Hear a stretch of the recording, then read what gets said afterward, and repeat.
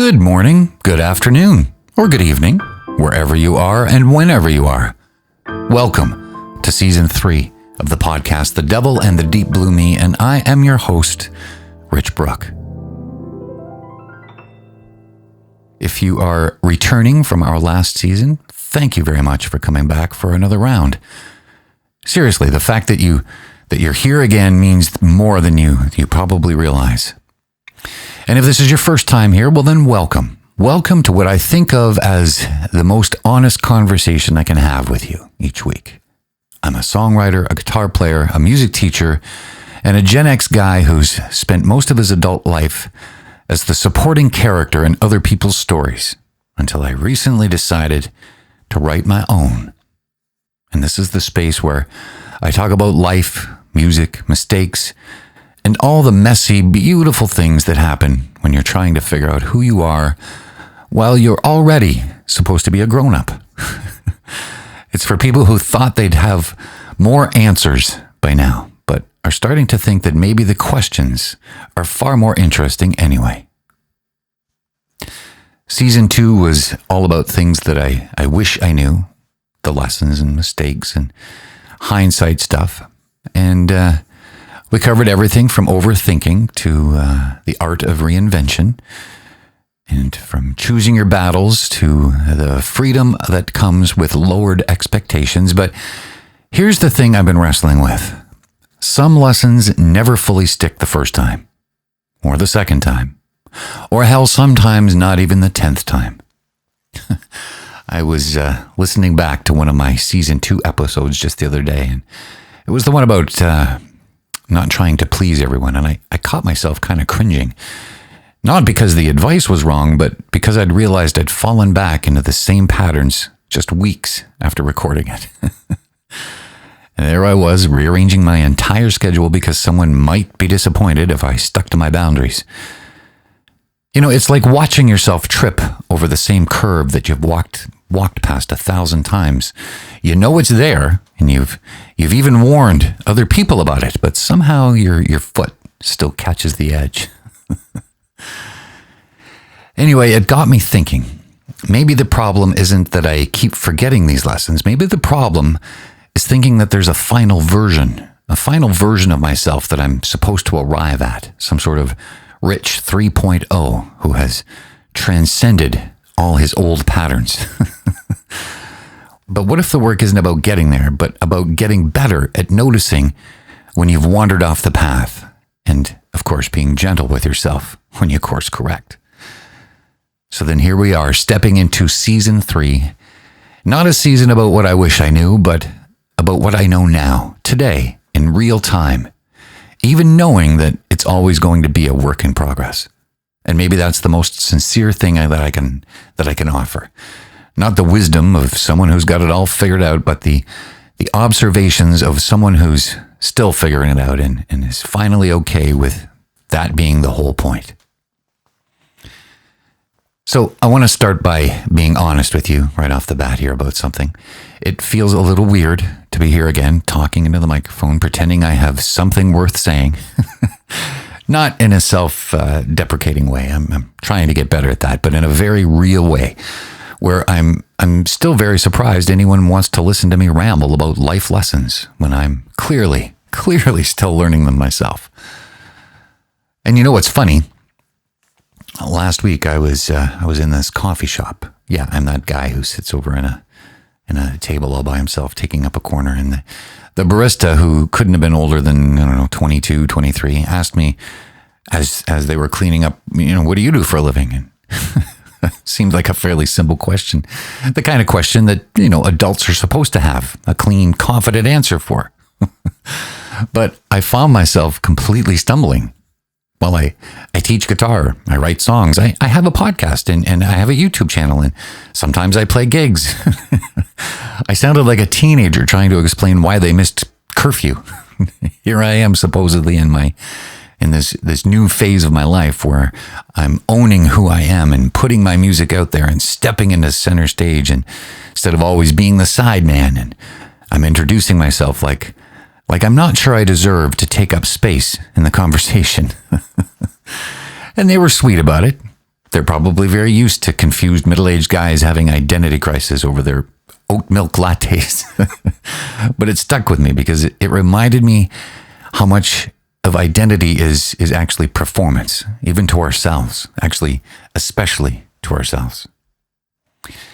I've been thinking a lot lately about those moments when I thought I had it all figured out, times in my career or in music or in relationships, and how those moments never lasted. Not in a dramatic, everything falls apart way, but in those quiet, sneaky ways that life keeps moving forward and you realize the truths that you were holding on to. Well, let's just say they're more flexible than I'd have thought. I guess it's like when you think you've mastered a song and you can play it perfectly in your living room, hit every note, nail every transition, but then you try to play it live in front of actual people and you completely blank on the bridge, or worse, you play it technically perfect, but it sounds lifeless, like you're just going through the motions. And you realize that there's a big difference between knowing a song and inhabiting the song. And that's how a lot of these life lessons feel to me now anyway. I can tell you all about setting boundaries and about not people pleasing and about embracing uncertainty. And I can give you the theory, but actually living it, actually embodying it when the pressure's on, well, that's where I keep discovering that I'm very much still a student. And you know what? I'm starting to think that's not a bug, it's actually a feature. The people I am most drawn to, the ones that I actually want to have real conversations with, they're all still students too. They're still asking questions and still surprising themselves. They're still willing to admit when they don't know something. And you know, there's something uniquely weird about being later on in your life and still feeling like you're in draft mode. Society kind of tells you that by now you should be in the final edit phase, you know, you should have your shit figured out, your career locked down, your relationships sorted out, your retirement plan funded. But that's not how it works, at least not for me or anyone interesting that I know either.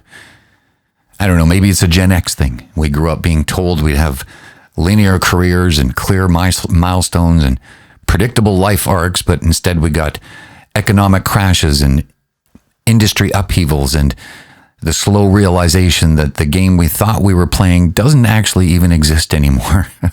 So we're always improvising, which turns out to be, you know, pretty good training for staying curious about who you're becoming. The truth is, I'm still that kid who wasn't sure if he was cool enough to be in the band. The difference now is I'm starting to think that, you know, that's okay. Maybe the uncertainty isn't something to overcome. Maybe it's the thing that keeps you honest, keeps you growing, keeps you from getting too comfortable in your own assumptions about who you are. So this season, I want to focus on the present, the lessons that are alive right now, the truths that I'm wrestling with today, and those small moments of clarity that happen when you're actually paying attention to what's actually happening instead of what you think should be happening. Looking back at season 2, I talked about things that I wish I knew, like I said before, and I believed those lessons intellectually. I could explain them, defend them, even help other people apply them, but it was very difficult to live them, actually taking them and putting them into effect when the moment, you know, when it actually counts. And that's a completely different skill set.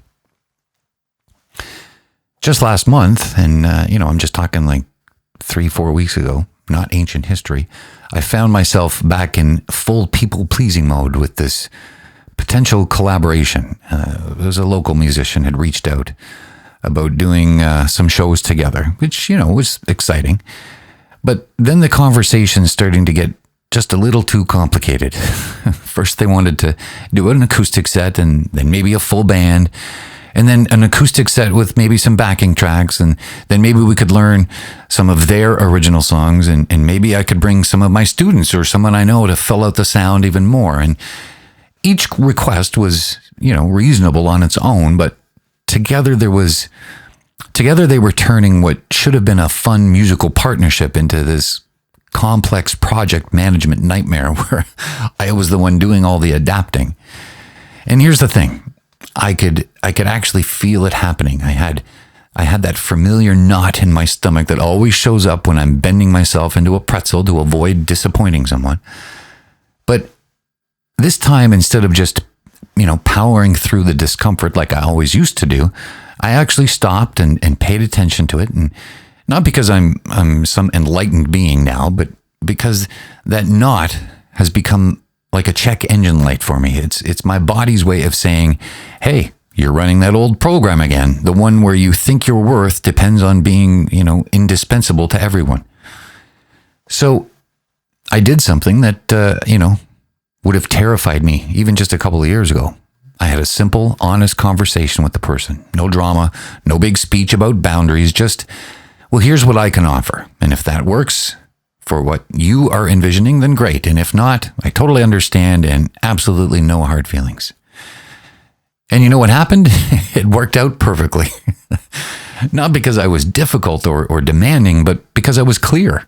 They appreciated knowing what they could count on. And we built something kind of realistic that actually served, music or whatever, instead of serving some sort of abstract idea of what collaboration is supposed to look like. What I know now is that lessons aren't a one and done deal. They're not achievements that you unlock and then get to keep forever. They're more like skills that need practice, like muscle memory that can atrophy if you don't use it. The difference between knowing something intellectually and being able to live it under pressure, that gap is where most of the real work actually happens. And here's what I'm realizing. The gap isn't a personal failing. It's not because I'm slow or stubborn or haven't done enough therapy. It's because knowing something in theory and integrating it into your actual life are two completely different processes. One happens in your head and the other happens in your body, in your relationships, in the thousands of small decisions you make when no one's actually watching. And the people-pleasing thing, I can intellectually understand why it's problematic all day long. But in the moment when someone might be disappointed, when there's potential conflict on the horizon, when I might be seen as difficult or demanding, that's where the old wiring kicks in, and suddenly all that intellectual understanding, well, it feels very, very far away. And what I know now is that it's normal. That's not a sign that I haven't learned the lesson. It's a sign that I'm human, and humans learn by repetition, by catching themselves in the act, by making tiny adjustments and then trying again. I've been thinking a lot lately about the difference between finished and complete. As a songwriter, I used to think that they were the same thing, but they're not. A song can be finished. All the parts are there. It's recorded. It's even released into the world, but still not complete. It might need to live for a while. It might need to be performed in different contexts or connect with different audiences before it becomes what it was always meant to be. I have this song I wrote, 5-6 years ago called Halfway Home. And at the time, I thought it was done. I recorded a decent demo, played it live, a handful of times, and then filed it away in my catalog of completed songs. But every few months, I'd find myself humming a completely different melody for the chorus, or I'd be driving somewhere and I'd think, what if that second verse was more about arriving than leaving? Or what if the whole thing was in a different key? And for the longest time, I dismissed these thoughts as just creative restlessness. The song was done. I'd already decided that it was done. But last month, I finally sat down and completely rewrote it. Same basic DNA, but completely different expression. And the weird thing is, it's not that the original version was bad. It just wasn't finished becoming what it needed to be. I had to live more life and have more experiences and develop my voice more before I could write the song that was always, initially trying to emerge. And I think that's what's been happening with me and these little life lessons. I can record the demo version. I can understand intellectually what boundaries are important, that people-pleasing is exhausting, that uncertainty isn't something to solve, but something to kind of dance with. But the full version, the one that actually serves me in real time, I think that takes a lot longer to develop. There is something uniquely weird about being later on in your life and still feeling like you're drafting your life. Society gives you these subtle messages that by now you should be playing the final version of yourself. You should have your career figured out, your personality locked down, your major relationships all settled. But the more interesting people I know, the ones I actually want to have these conversations with, they are still in draft mode as well. They're still surprising themselves. They're still discovering new capabilities and still willing to rewrite a whole verse if it's not serving the song anymore. And you know what I've learned from years of music lessons, both teaching and taking actually? The magic doesn't happen when you finally master a piece. It happens in the space between knowing the notes and inhabiting the music. It happens when you stop trying to play it perfectly and start trying to play it truthfully. And I think it's the same thing with life. The goal isn't to become some polished, perfected version of yourself where you never make mistakes or fall back into old patterns. The goal is to stay curious, to keep listening, to remain open to the possibility that who you are is still emerging. And here's something that I'm learning that feels very important. The draft phase is actually where the most interesting stuff happens. When you think you're done with something, a relationship or a way of thinking about yourself, a creative project, whatever, that's often when you stop paying attention. But when you know you're still drafting, you stay awake. You notice things. You remain open to happy accidents and unexpected turns. Like this podcast, actually. When I started season 1, I thought I knew what it was going to be all about. Me sharing music and maybe talking a little bit about, the creative process. But the more episodes I recorded, the more it became this space for thinking aloud about life stuff, about what it means to keep going when you're supposedly all grown up. I didn't plan that. It just emerged from the process of showing up consistently and paying attention to what wanted to happen. And that's what I mean about life as a collaborative song. You come in with your part, your melody, your sense of what you want to contribute, but then life, other people, circumstances, or even time itself, begins to add its own harmonies in its own rhythm section and its own unexpected key changes. And if you're paying attention, if you're willing to listen and respond instead of just sticking rigidly to your original plan, something far more interesting emerges than what any of you could have ever created all by yourself. And another thing I know now is that meaningful change doesn't usually happen through dramatic revelations or major life overhauls. Most of the time, it happens through small adjustments, the kind that you might not even notice unless you're paying attention. It's like tuning a guitar. You don't yank the string into a completely different pitch. You make tiny movements until you find the sweet spot. Here's a little example that maybe illustrates a bigger point. I used to always apologize before asking questions in stores. Sorry, do you have this? Sorry, can I trouble you for this? Like I was apologizing for existing in a space that I had every right to be in, for having needs that were literally the reason the store existed. And I noticed this a few months ago, not because I had some big, therapeutic breakthrough, just because I happened to catch myself doing it. And instead of making it this huge thing and analyzing why I do it and tracing it back to childhood or whatever, I just stopped.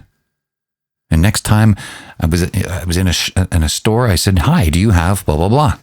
No, sorry. And the interaction was cleaner, more direct. And the guy behind the counter didn't think I was rude. If anything, he seemed to appreciate the clarity.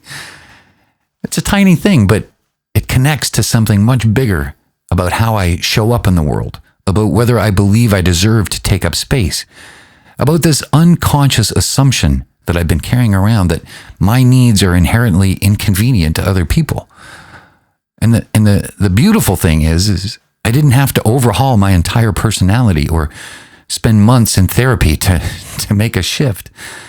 I just had to notice it and then make a small adjustment. And what I'm learning is that a lot of these small adjustments come down to attention, not meditation or mindfulness in some formal sense, but just paying attention to what's actually happening instead of running on autopilot. Most of the time we're operating from these old programs that we installed years or decades ago, ways of being that maybe made sense in a different context, but they don't necessarily serve us anymore. The apologizing thing probably came from some early experience of feeling like I was too much or too needy or too inconvenient or too insecure. But here's what I've discovered. You don't have to do archaeological work on every pattern to change it. Sometimes you just have to catch yourself in the act and then just try something different. Not as a judgment against how you used to be, but as an experiment in how you might be.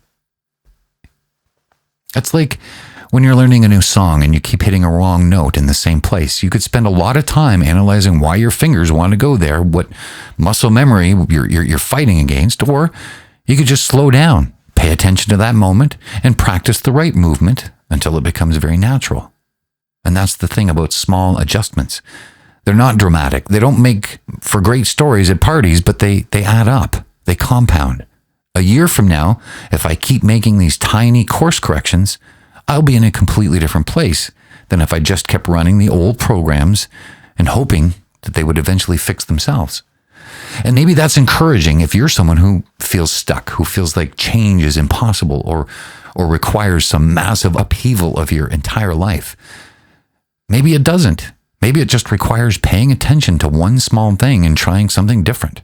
Not perfectly, not permanently, just as an experiment in what else might be possible.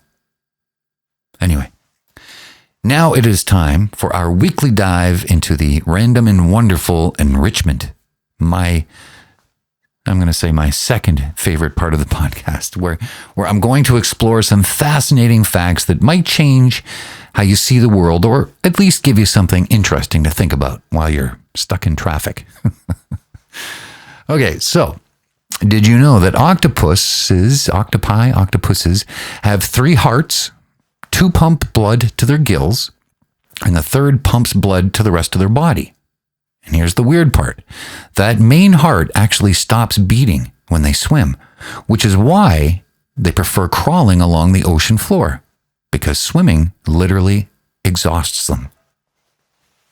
There's something about that gets me. This incredibly intelligent creature that could theoretically swim everywhere chooses to take the slower, more grounded path because that's what's actually sustaining them. It makes you wonder about all of the times that we push ourselves to do things the fast way when the sustainable way might actually serve us better in the long run. Here's another one.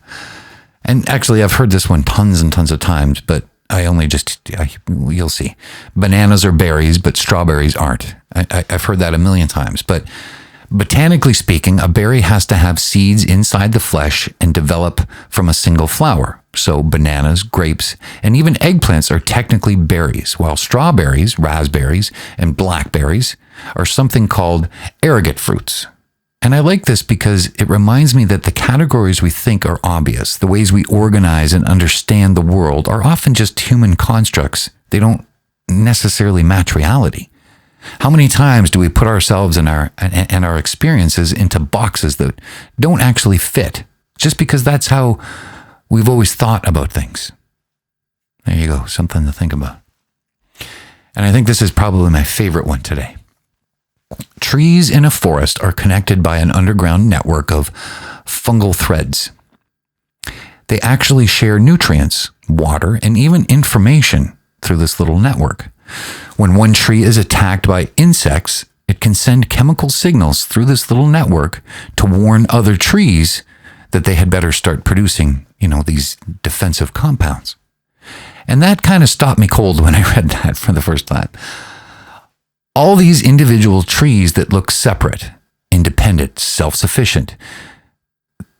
Underneath, they're part of this invisible support system, looking out for each other, sharing resources, communicating in ways that we are only beginning to understand. And it kind of makes you think differently about what it means to be independent.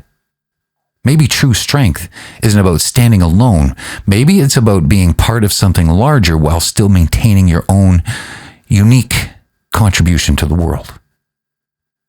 Anyway, so from octopus hearts to underground tree networks, nature keeps teaching us that things are usually more connected and more complex than they appear on the surface. And maybe that's the thing worth remembering when we're feeling isolated or like we have to figure everything out on our own. Before we wrap up today, let me just give you a quick update on what's been happening in my musical world, because it connects to everything that I've been talking about. This idea of staying in draft mode, of letting things become what they want to be instead of forcing them into preconceived boxes. I've been working on this song, which I'm calling Unfinished Business for the moment, which feels almost too on the nose given today's theme. But sometimes life hands you the perfect metaphor and you just kind of have to run with it. It started as a pretty straightforward rock progression in E, nothing revolutionary, just a few chords, simple melody, that kind of thing. The kind of thing I could, play in my sleep. But then I was messing around with some other string voicings. You know how sometimes you can tune your guitar and accidentally hit a combination that makes you stop and go, whoa, what was that? And I stumbled across this chord that technically shouldn't work. It's got this weird sort of dissonance, this tension that should sound wrong. But in the context of this progression, it added something that I can't quite name. It totally makes the resolution much sweeter, much more earned. And old me would have discarded it because it didn't fit the rules that I had learned, in music class. It's not a proper chord. It's not something you'd find in a textbook. But current me is learning to trust the happy accidents and to let songs teach me what they want to be instead of imposing my ideas about what they should be. I played it for a student of mine the other day, just a rough sketch, nothing polished. And they made this face that is like polite, trying to be supportive face that actually says, interesting. And for, about 10 seconds, I almost just shelved the whole song. And then the old voice kicked in. See, it doesn't work. You're being self-indulgent. Stick to what you know. But then I remembered about the small adjustments, about paying attention to what's actually happening versus what you think should happen. And what's actually happening is that this weird chord makes me feel something when I play it. It surprises me every time, which is rare after decades of, playing thousands of songs. So you know what? I'm keeping it. Maybe it'll work in the final version. Maybe it won't. Maybe I'll find a way to smooth out the dissonance, or maybe I'll discover that the dissonance is the whole point. But either way, I'm learning to trust the process more than the outcome, and to stay curious about where the music wants to go instead of deciding ahead of time where it should end up. By the way, if you want to hear more or any of my musical stuff, whether they be experiments or not, including a lot of the stuff that I talk about on the podcast, I do have links to Spotify and Apple, or they're right here if you're listening on YouTube as well. By the way, if you are listening on YouTube, please hit that subscribe button, because I am planning to share more works in progress, more behind the scenes glimpses of how songs evolve from, random whatevers into actual pieces of music. And there's something vulnerable about sharing unfinished work. There's also something honest about it. It reminds people that creativity is a process, not a product. And maybe that's what this whole season is about, staying curious about the process of becoming who we are, even when we're not sure where it's headed. So that's episode 1 of season 3. And what I know now that I didn't last season is that lessons aren't static. They grow and they shift, and they surprise you. And sometimes they need to be learned over and over again in slightly different ways. And you know what? That's not a failure of understanding. That's how learning actually works when you're dealing with real life instead of textbooks. Recording this episode, I realize I'm doing that thing again, that thing where part of me wants to wrap everything up in a neat conclusion, like I've got it all figured out. But the truth is, I'll probably listen back to this in a few months and cringe at something I said or realize I was missing some sort of crucial piece of the puzzle.